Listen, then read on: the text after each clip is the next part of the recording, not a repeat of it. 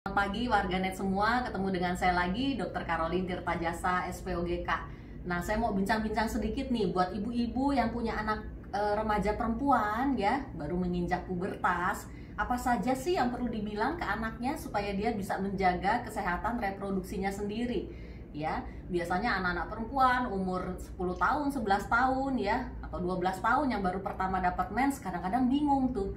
Ya, apa yang harus dilakukan untuk menjaga organ reproduksinya? Nah, hal-hal berikut harus diperhatikan ya ibu-ibu ya. Yang pertama harus diajarkan cara cebok yang benar ya. Nah, sekarang kita lihat organ atau anatomi organ reproduksi luar untuk perempuan. Seperti di sini. Saya pakai gambar ini ya. Nah, kita tuh ada bibir besar, ada bibir kecil juga, sorry. Bibir besar dan bibir kecil. Nah, diantaranya adalah area lipatan di sini. Nah, ini sering menumpuk kotoran ya di sini. Kotorannya biasanya berupa putih-putih ya, seperti smegma. Nah, kalau cebok bilang ke anak-anaknya, area lipatan ini juga harus dibersihkan ya. Jadi area lipatan antara bibir besar dengan bibir kecil ini harus dibersihkan. Kalau tidak dibersihkan, biasanya suka menumpuk kotoran dan menyebabkan infeksi. Infeksi untuk selanjutnya jadi keputihan. Keputihan yang tidak diobati akan berujung pada ascending infection namanya. Jadi kuman naik ke atas ke organ reproduksi bagian dalam. Kadang-kadang suka menyumbat saluran telur tuh. Nantinya kasihan, suka susah hamil kalau saluran telurnya sudah tersumbat, ya.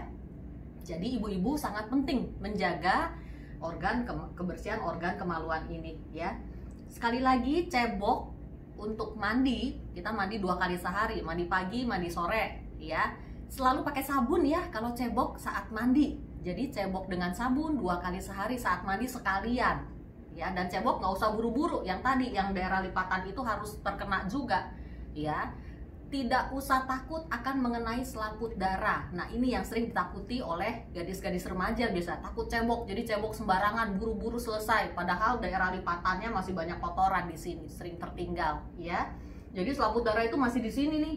Dan selaput darah itu masih di dalam, tidak akan terkena saat cebok. Jadi cebok dengan sabun sangat aman, ya.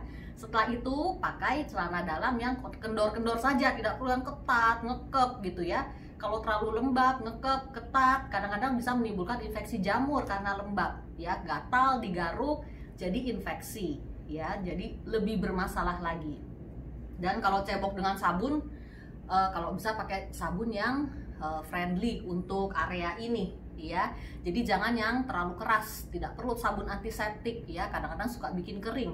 Kalau kering juga, apalagi kalau ibu-ibu yang sudah menopause ya, kadang-kadang kalau kering bisa menimbulkan rasa gatal, iritasi, digaruk malah jadi infeksi ya. Nah, selain menjaga higiene organ kemaluan ya, kadang-kadang gadis remaja putri juga sudah tumbuh nih bulu-bulu di sini ya. Ya, bulu-bulu di organ kemaluan dan di ketiak biasanya ya. Nah, bulu-bulu ini sebetulnya tidak perlu dicukur, tidak apa-apa, tapi harus bersih ya. Jadi kalau cebok, mandi harus benar-benar dibersihkan dengan sabun ya. Itu sudah cukup.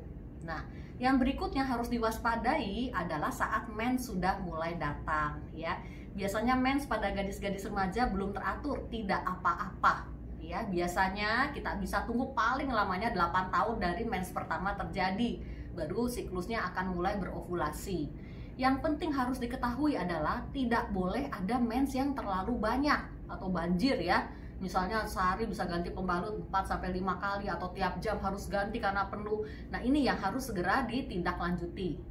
Ya, jadi segeralah datang ke dokter ahli kalau hal ini sampai terjadi, karena kita nggak mau anak-anak kita anemia atau kurang darah atau bahkan perlu transfusi. Jadi bilang sama anaknya, kalau sampai mensnya banyak harus segera bilang mama ya. Nah, mama bawa ke dokter supaya bisa tahu dan di stop, tidak boleh mens yang banyak. Atau satu hal lagi, mens yang sakit sekali ya. Normalnya memang mens ada rasa sakit, tapi rasa sakitnya tidak mengganggu, harusnya normalnya.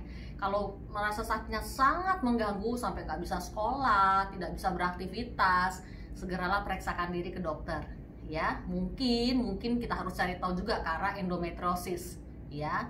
Dan yang terakhir, bilangin anak remajanya ya, jangan sering makan junk food ya, makan makanan sehat ya, karena polutan lingkungan ini banyak sekali pengaruhnya ke penyakit-penyakit seperti endometriosis, adenomiosis ya. Jadi tidak menutup kemungkinan gadis-gadis remaja yang sering makan junk food ya, polutan lingkungan sangat tinggi, dapat daging yang misalnya disuntik hormon ya, itu bisa menyebabkan endometriosis atau adenomiosis pada usia muda. Kasihan, nantinya akan susah saat dia mau hamil ya. Sekian, terima kasih.